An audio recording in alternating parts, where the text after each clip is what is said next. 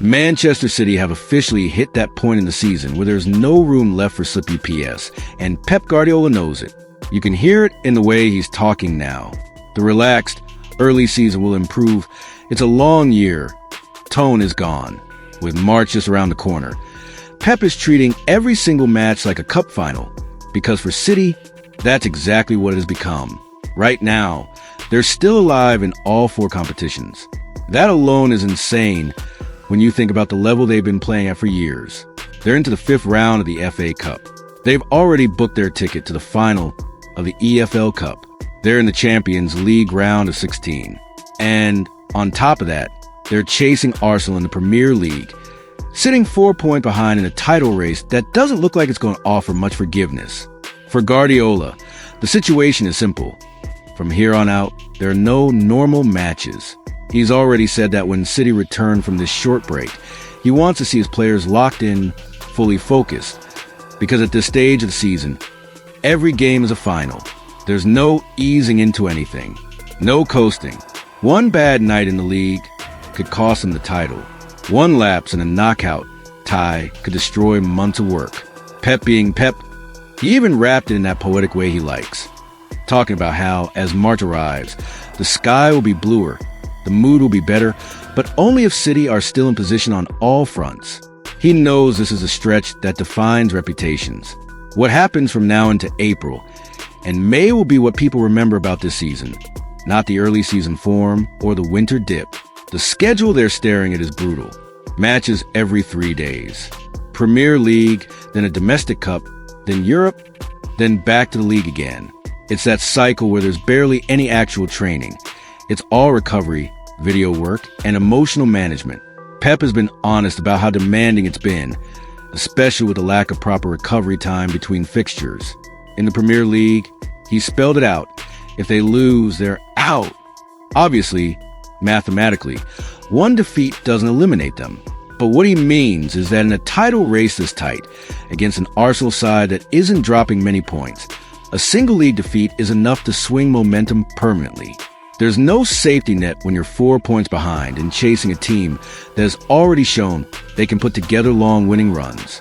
That's why the timing of players returning from injury or being eased back into full fitness is so important. City's depth has been tested heavily this season. We've seen stretches where key names were either unavailable or playing through physical problems. But as Pep pointed out, the good news for them is that reinforcements are starting to arrive right when the club needs them most. One of the biggest boosts is Rodri. Whenever he's missing, you feel it immediately. He's not just another midfielder. He's the structure. He's the balance. City's win rate with him, and without him, tells the whole story. Getting him back to regular minutes is massive for how they build from the back, how they control the tempo, and how secure they feel defensively when they commit numbers forward. Pep mentioned that Rodri is now playing minutes, and, crucially, that there's been not a step back. That's exactly what they needed to hear heading into this intense run. On top of Rodri, there's been a lot of attention on the wide positions, because that's where some of Pep's most dangerous weapons have been missing. Jeremy Doku, who gave them a completely different 1v1 threat earlier in the season, has been out since coming off in that Champions League win over Galatasaray. It's been about a month without him. And you could see at times that City lacked that direct dribbler who can break a low block just by being a man off the dribble. Guardiola gave a cautiously positive update on Doku. He said Jeremy is close, but hasn't yet joined full training with the squad.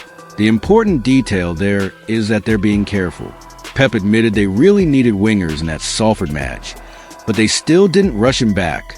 That tells you how seriously they're taking his recovery. They know how important he is to the way they want to play, especially against teams who sit deep, but pushing him too soon now could wreck his availability for the run-in. Savinho is another name Pep singled out, and if you've been watching closely, you know he's one of the most exciting young wingers in the setup. He hasn't featured since New Year's Day, so we're talking about nearly 7 weeks away from competitive action. But Guardiola was almost glowing when he talked about Savinho's recent training sessions. He said the session 2 days before was wow, so good, and that the player is very close to being back in the mix. Pep even went further, saying that once Savinho learns to consistently deliver the final product, the right decision, the final third, the right shot, the right cross, He's going to be an unbelievable winger on either flank. That's a huge endorsement. But it also shows you why City are being patient. They're not just thinking about the next 2 weeks with him. They see him as someone who can be special for them long term. With a longer week now and time between games, Guardiola has a rare luxury of seeing players actually train, not just limp from one match to the next. Doku is close. Savinho is close. Rodri is back. That combination, added to the existing core De Bruyne, Haaland, Foden, Bernardo, Stones, and the rest, gives him the flexibility he needs to rotate without dropping the overall level. When Pep says every game is a final, it's not just motivational talk. He's sending a message to his own squad and to their rivals. In previous seasons, when City have gone deep on multiple fronts, this is always the tone he eventually takes. Think back to other years when they were fighting for trebles or near quadruples. Once you get into late February and early March, the margin of error shrinks to almost nothing. In Europe, they're through to the Champions League round of 16, and history has shown how quickly that tournament can turn. A single off night away from home, a red card, a missed chance, and suddenly you're chasing a tie that looked comfortable. For a manager obsessed with control, that unpredictability is exactly why he wants his players mentally locked in. City are no longer just trying to win their first Champions League. They're trying to establish a sustained run at the very top of that competition, to be seen in the same breath as the dominant eras of Real Madrid or Barcelona. In the domestic cups, being in the EFL Cup final and into the FA Cup fifth round is both a blessing and a burden. It's more chances at silverware, more potential for a historic season, but also more minutes and more risk. One look at the fixture list tells you that if City want to win everything available, they're going to have to navigate some weeks where they're playing 3 high-stakes games in 7 or 8 days. That's where having Doku and Savinho back and managing Rodri's minutes carefully becomes critical. Psychologically, Guardiola framing this run-in as every match is a final does something else, too. It strips away excuses. You can't walk into a match against a mid-table Premier League side and treat it like just another league fixture anymore. The players know that one lazy half, one underestimation of the opponent, could be the moment the title slips away. Pep's message is, you want to be champions again? You want another treble? This is the price. From the outside, there's also the reality that the rest of the league is desperate to stop them. Arsenal have learned from previous seasons. Liverpool are still dangerous, and no one wants to see City build another run of dominance. That means teams will be extra motivated against them, especially in the league. Pep knows that. That's why he's speaking in absolutes now, not maybes. For City fans, this period is both exciting and exhausting. You know how good this team can be when all the pieces are fit and firing. You've seen what a Guardiola side looks like when it clicks from March onward. But you've also seen how thin the margins are. A single injury in the wrong place, a bad refereeing call, a moment of lost concentration in stoppage time, and a potential quadruple can shrink to a single trophy in a heartbeat. The returning players are going to shape how this plays out. Rodri gives them the platform. Doku, when fully back, gives them chaos and unpredictability on the wing. Savinho adds youthful energy and the potential to break open games late when legs are tired.